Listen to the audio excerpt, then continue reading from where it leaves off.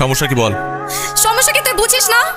কথা নেই বার্তা নেই, হুট করে আমাকে ফোন দিয়ে বললি বিয়েটা আমি করে ফেলছি। জুই শুনছো? কেন কেন তোর বিয়ে করতে হবে?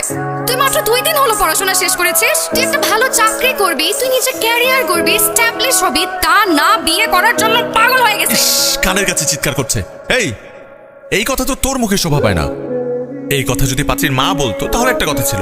তুই ঢাকা থেকে সুনামগঞ্জ পর্যন্ত আসছিস আমার বিয়ে খাওয়ার জন্য, বিয়ে খাবি, খেয়ে চলে যাবি, ব্যাস। আচ্ছা আমি রিকোয়েস্ট করে বলছি, আমার বইয়ের জিনিসগুলো আমাকে বুঝিয়ে দে। না না না না, এভাবে তো হলো না। সুন্দর করে রিকোয়েস্টের সুরে সুরে সুরে সুরে গেয়ে গেয়ে বলবো।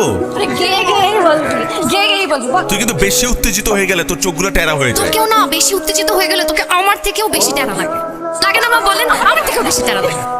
ঠিক আছে আমি রিকোয়েস্ট। বল বল বল।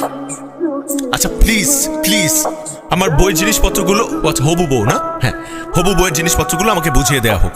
একটা জিনিস তো দেয়া যাবে না। কি? না মা, এটা আমার খুব পছন্দ হয়েছে, আমি রেখে দেই।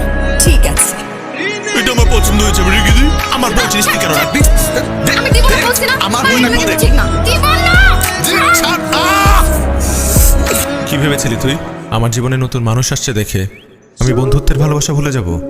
একদম না, ভালোবাসা ঠিক আগের মতোই আছে। ভালোবেসে দিয়েছি, কিন্তু যত্ন করে আগলে রাখিস। আগলে তো রাখতেই চাই, কিন্তু আমার স্বাদ আছে, সাধ্য চিনি